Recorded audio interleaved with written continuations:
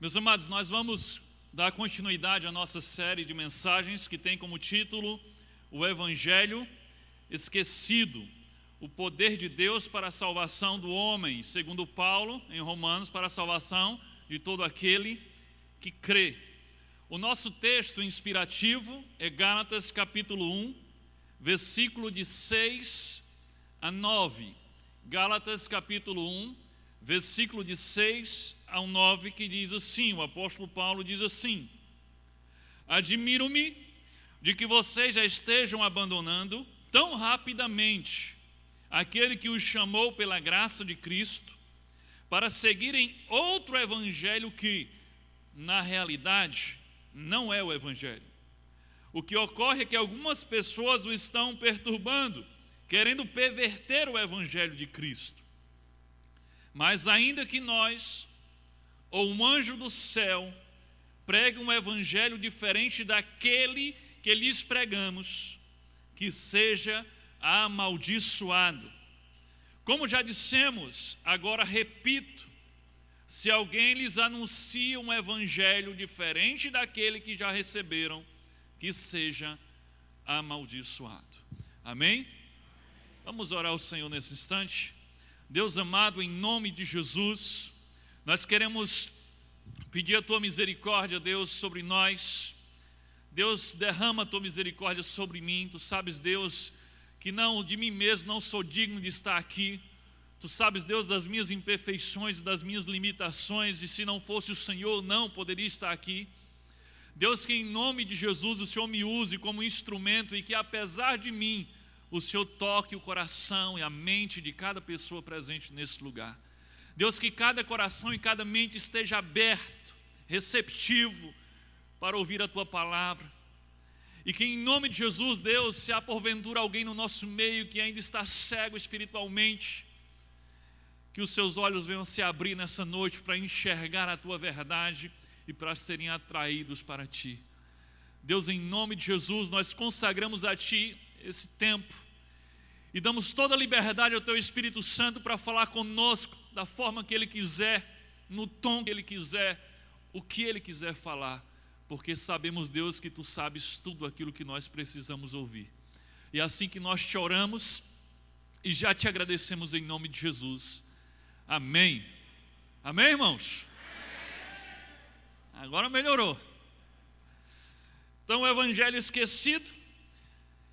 E o texto que nós lemos de Gálatas, como eu tenho dito, domingo após domingo, esse texto, Paulo está mostrando que desde aquele tempo, desde o início da igreja, nos seus primeiros anos, o Evangelho já estava sofrendo ataques, o Evangelho estava sendo fraudado, pervertido, modificado por algumas pessoas que estavam pregando um evangelho que não era o evangelho verdadeiro. E é por isso que Paulo está alertando aos Gálatas sobre isso. E o evangelho, ele é tão precioso, ele é tão supremo, ele é tão importante, que Paulo profere uma maldição sobre todo aquele que tentar distorcer, diminuir ou perverter essa mensagem do evangelho. Ele diz que todo aquele que pregar um evangelho diferente desse que já foi apresentado por Jesus e pelos apóstolos, que seja amaldiçoado. Se o evangelho for pervertido, se ele for diminuído, ele perde o que ele há de mais importante, que é o poder de Deus para a salvação de todo aquele que crê. Então, nós não podemos permitir isso, e assim como Paulo está fazendo, é nosso dever também defender o evangelho, para que ele continue sendo pregado como de fato ele é. Hoje nós vamos para a mensagem 4 dessa série. O tema de hoje é regeneração, a doutrina esquecida. Eu quero só lembrar você que se você não esteve aqui nas primeiras mensagens, ou se você perdeu alguma dessas mensagens, hoje nós estamos indo para a 4ª mensagem dessa série, você pode acessar o site da nossa igreja, ibavim.com.br, e você pode assistir aos vídeos das mensagens anteriores. Então, se você não estava aqui, vai lá, assiste, compartilha, divulga, para que outras pessoas também possam ter acesso. Então a mensagem 4, regeneração, a doutrina esquecida. Assim como o evangelho que tem sido esquecido, a regeneração, que é parte fundamental do evangelho, também tem sido deixada de lado. E o que é a regeneração? A regeneração é a doutrina que fala do novo nascimento, de nascer de novo, de ser transformado, de ser feito uma nova criatura.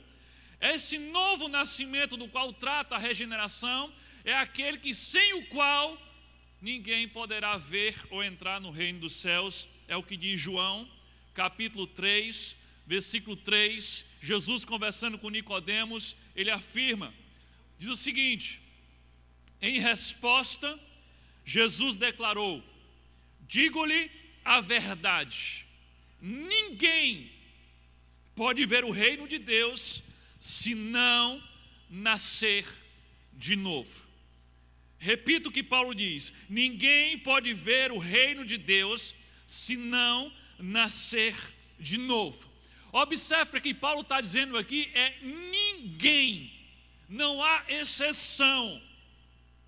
Ninguém, absolutamente ninguém, se não nascer de novo, não pode ver o reino, nem muito menos entrar no reino de Deus. Então o novo nascimento é para todos. Sem o novo nascimento, ninguém, absolutamente ninguém pode ver o reino de Deus. E eu quero começar esse tema de hoje alertando para uma falsa doutrina que tem sido pregada no nosso meio. Eu digo no nosso meio, no meio cristão, no meio evangélico. E o nome, ou pelo menos o assunto dessa falsa doutrina, se chama crente carnal. Então, cuidado com a falsa doutrina do crente carnal.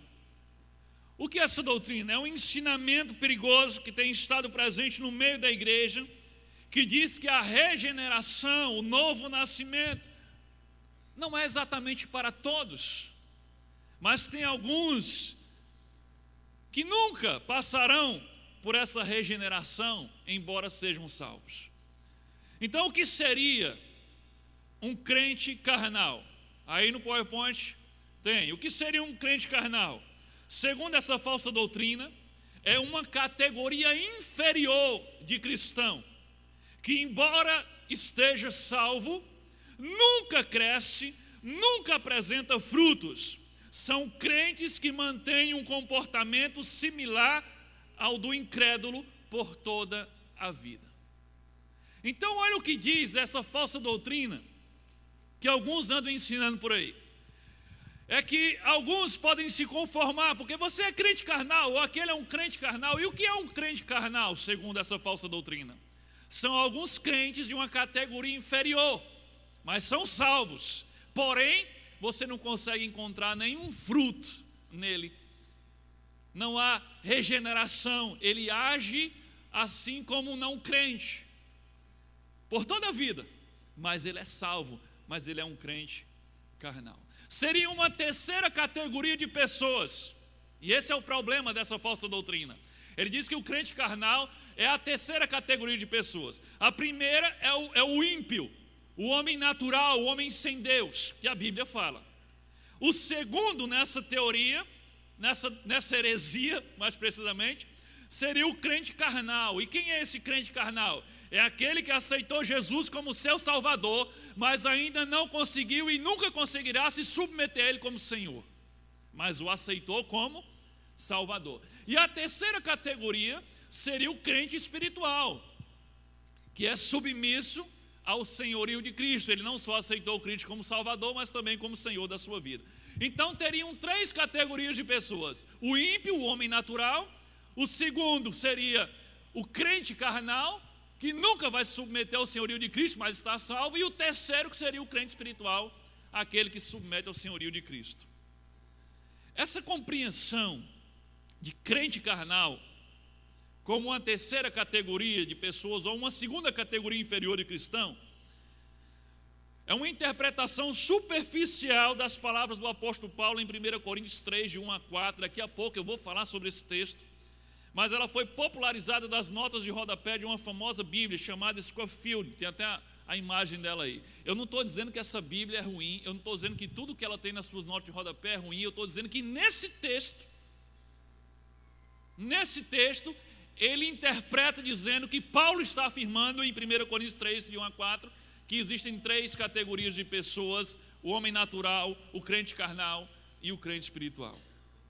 Infelizmente, essa doutrina do crente carnal tem resultado em confortar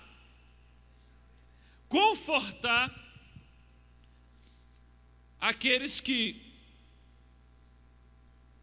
mesmo frequentando a igreja, não possuem evidência de que foram regenerados por Cristo.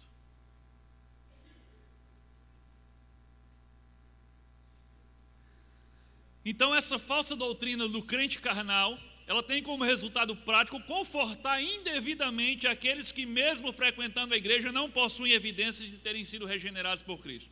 Então você está lá, você não cresce, você não amadurece, você não tem fruto nenhum, você não parece com cristão, mas você é confortado por essa falsa doutrina que diz: não, mas eu sou cristão, porque eu sou um crente carnal. Essas pessoas, elas não são pessoas que, apesar de frequentar a igreja, elas não fogem do pecado como a Bíblia manda, elas aceitam as coisas do mundo com muita naturalidade em suas vidas, elas se assentam na roda dos escarnecedores, elas estão sempre metidas em confusão, não evidenciam qualquer fruto digno de arrependimento, e apesar de conhecerem intelectualmente algumas coisas sobre Cristo, elas não manifestam nenhum fruto do Espírito, nem é nítido nela o poder restaurador do Evangelho. Mas mesmo assim, essas pessoas estão satisfeitas e estão seguras da sua salvação, pois elas se auto-intitulam cristãos. E a desculpa para a ausência da evidência da regeneração em suas vidas é porque elas pertencem a uma categoria inferior de crentes, chamado crentes carnais. Mas estou salvo, irmão, não é porque eu sou um crente carnal. Aquele irmão está salvo, é porque ele é um crente carnal. E aí os irmãos estão pregando isso, e aqueles que não têm vida com Deus, aqueles que não têm fruto nenhum de arrependimento, aqueles que não experimentaram nenhum tipo de regeneração, estão se sentindo satisfeitos, porque afinal de contas estão salvos e são crentes carnais. Mas será que existe essa outra categoria de salvo, chamado crente carnal? Eu estou falando de categoria de salvo, chamado crente carnal. Vejamos então o texto em questão, que foi interpretado como se tivessem 3 tipos de categoria de pessoas. 1 Coríntios capítulo 3, versículo de 1 ao 3. Olha o que o apóstolo Paulo diz aqui. É isso que foi mal entendido. Irmãos, não lhes pude falar como a espirituais. Aqui ele está falando para os irmãos da igreja de Corinto, a primeira carta dele. E ele está dizendo: irmãos, é para os irmãos da igreja que ele está falando. Não lhes pude falar como a espirituais, mas como a carnais, como a crianças em Cristo. Dei-lhes leite e não alimento sólido, pois vocês não estavam em condições de recebê-lo. De fato, vocês ainda não estão em condições, porque ainda são carnais.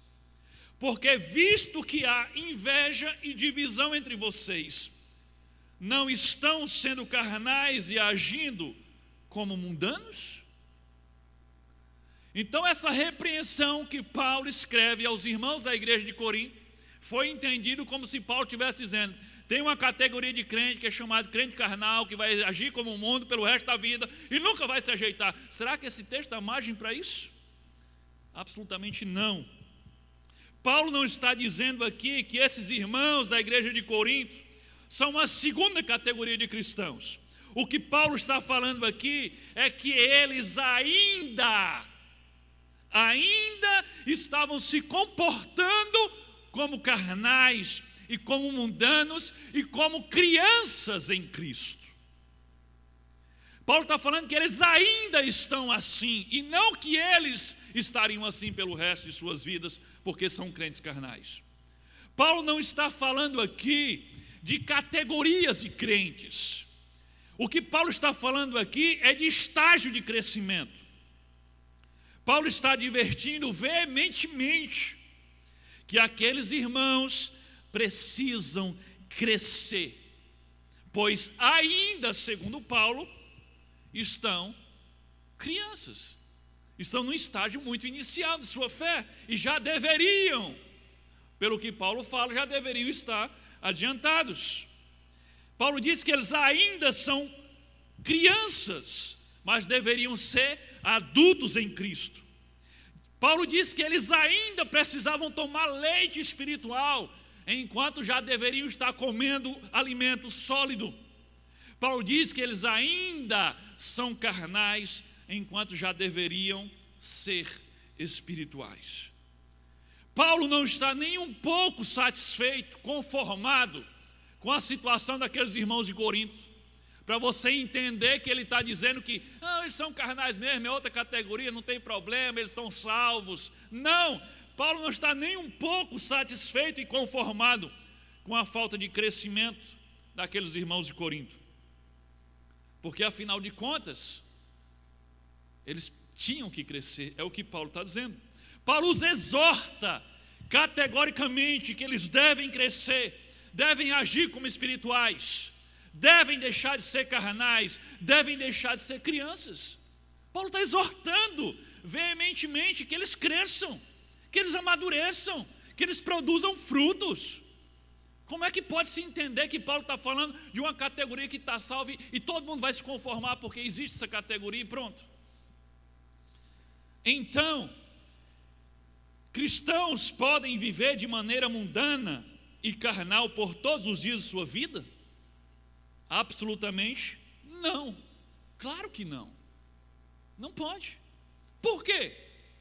Porque o próprio Paulo, escrevendo aos mesmos irmãos da igreja de Corinto, na sua segunda carta, ele diz que todo aquele que está em Cristo, nova criatura é. Coloca o texto. 2 Coríntios capítulo 5, versículo 17.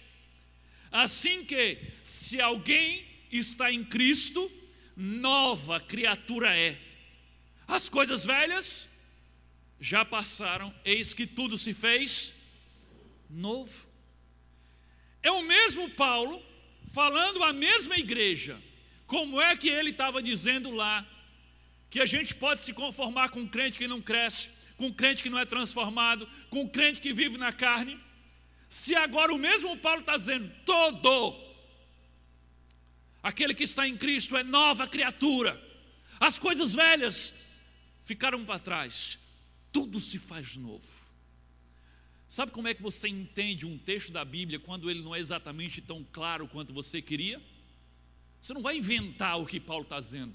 Você vai pegar esse texto e vai colocar ele próximo a textos que são mais claros, para que os textos que são mais claros tragam luz sobre aqueles que talvez não estejam tão claros.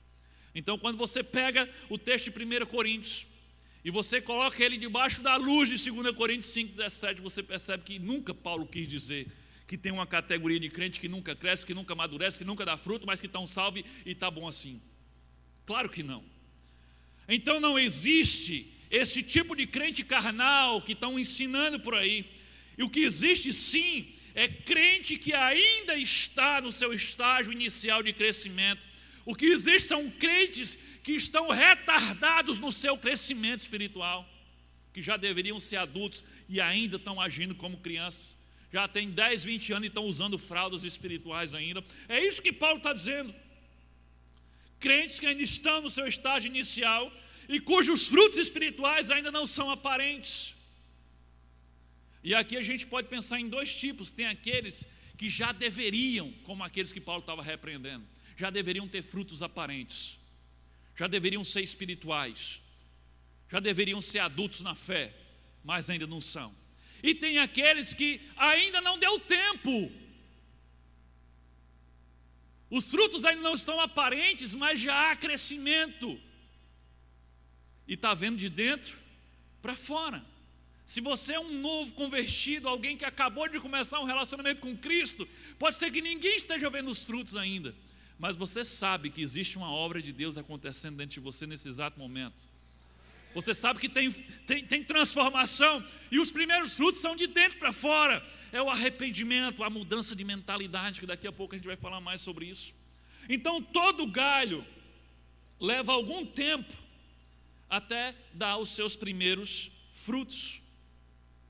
Mas mesmo antes de um galho dar os seus frutos, você já percebe crescimento nele. Ele cresce, as folhas nascem, e depois vai em um estágio, outro até que os frutos aparecem.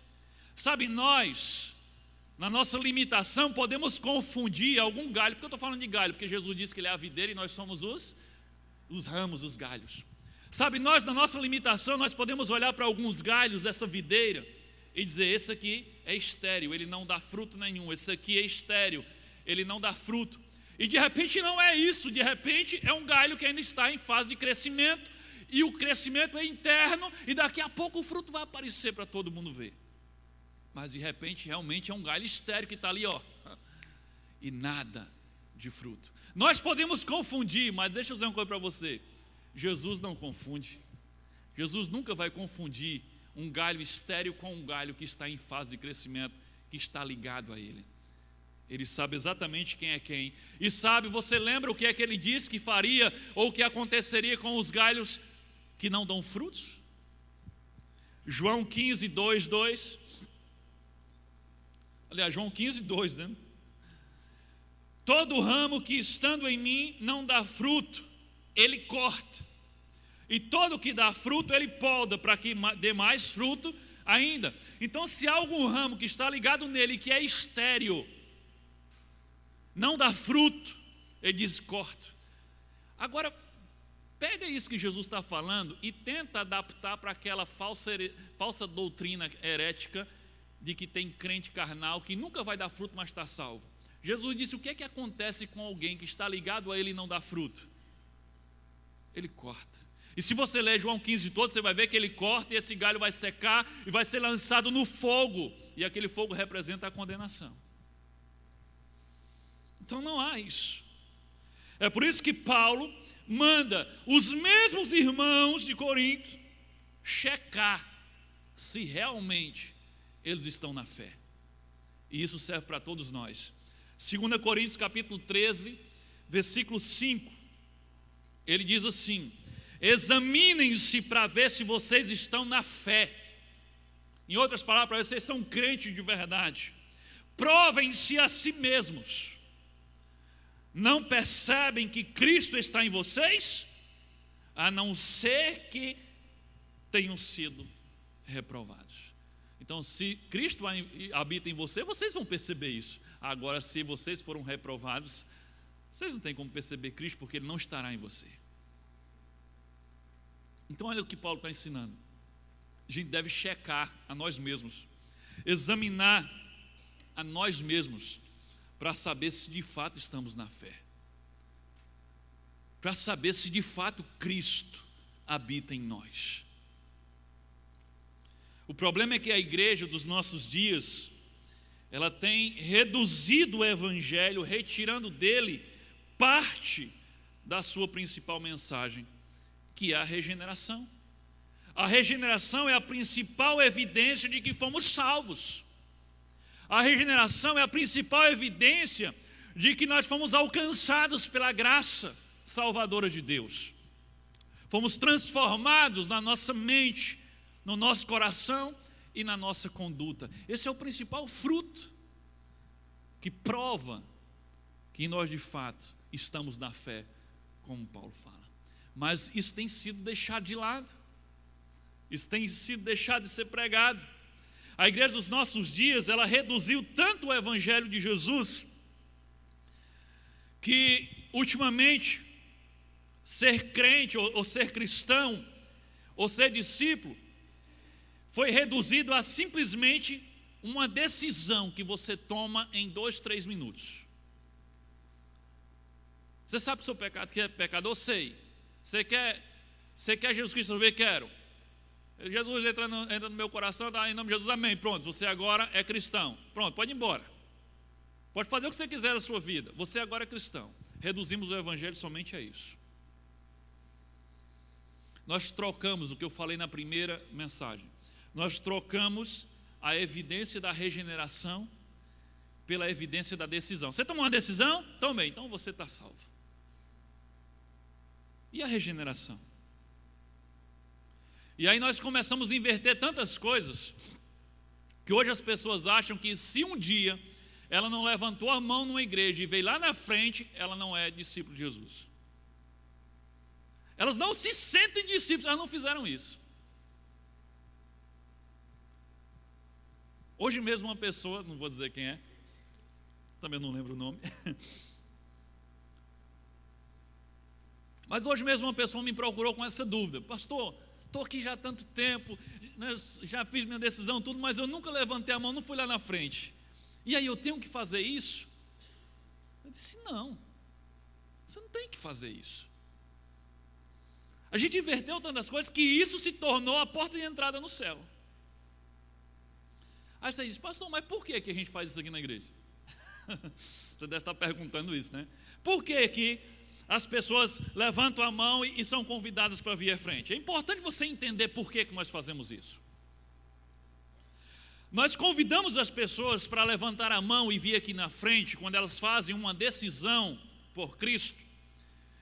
Primeiro, para ajudá-las a vencer a vergonha de se identificar como discípulo de Jesus. Porque o próprio Cristo disse que se um de nós nos envergonharmos dele diante dos homens, ele se envergonhará de nós e nos negará diante do Pai. Então, o melhor lugar para você vencer essa barreira que o diabo vai colocar sobre você, isso é parte dos espinhos da parábola do semeador. Aliás, das pedras, que é a perseguição, o constrangimento, a crítica sobre a sua fé. Então, o melhor canto para você vencer isso é onde? Aqui na igreja. Então, aproveita que tem um monte de crente aqui, levanta a tua mão, vem à frente e reconhece que agora você é discípulo de Jesus e você já sai daqui vencendo essa armadilha do diabo. Segunda razão pela qual a gente pede que as pessoas levantem a mão e venham aqui à frente, porque nós queremos dar algumas orientações importantíssimas para que ela dê os seus primeiros passos na fé. Nós chamamos ela aqui porque nós queremos orar por ela. Nós chamamos ela aqui porque nós queremos dar uma Bíblia para ela começar a ler nos seus primeiros dias. Nós chamamos aqui porque queremos oferecer ajuda na sua caminhada, porque queremos nos alegrar com ela. Mas não é que se ela não vier, então ela não está salva. Mas torna tudo mais difícil. Se você fez sua decisão por Cristo e você não consegue publicar isso no meio dos discípulos, imagine lá fora. Então o vir aqui já ajuda você a vencer isso. É por isso que a gente fala, mas não vamos transformar o evangelho nisso. O evangelho é muito mais do que isso. É por isso que eu digo aqui todo domingo, e vocês já estão, acho que vocês já sabem decorar do que eu digo aqui no final do culto todo domingo. Eu digo que não é só isso, que levantar a mão, fazer uma oração e vir aqui à frente é um bom começo, é um primeiro passo, é uma reação positiva à mensagem que foi pregada, mas não é só isso. O que é que eu digo todo domingo? Você agora tem que desenvolver um relacionamento com Deus através da oração, da leitura da Bíblia, se comprometer e se conectar com a família de Deus aqui na terra. Você tem que crescer, você tem que dar frutos. Ou não é isso que a gente diz todo domingo aqui? Então a evidência da salvação não é levantar a mão, mas é os frutos, a regeneração, a transformação que o Espírito de Deus, que agora habita em quem entregou a vida a Cristo, produz. A maioria das pessoas hoje acredita que são salvas porque elas estão confiando na sinceridade das suas decisões, em vez de confiarem no poder da obra que Cristo está fazendo em sua vida. A grande pergunta sobre a segurança da salvação não é se você foi sincero. A gente costuma fazer, você foi sincero? Não é essa a grande pergunta. A grande pergunta sobre a segurança da salvação é: onde estão os teus frutos? Como é que você checa se é salvo ou não? Não é perguntando se você foi sincero, é perguntando onde estão os teus frutos. Mesmo que tenha acabado de nascer de novo, já tem frutos internos. Arrependimento é o primeiro fruto que aparece. Nós já falamos sobre isso aqui. Então a pergunta não é só se você foi sincero. A pergunta é: onde estão os teus frutos? Pergunta para a pessoa que está do seu lado aí: onde é que estão os teus frutos? Pergunta aí.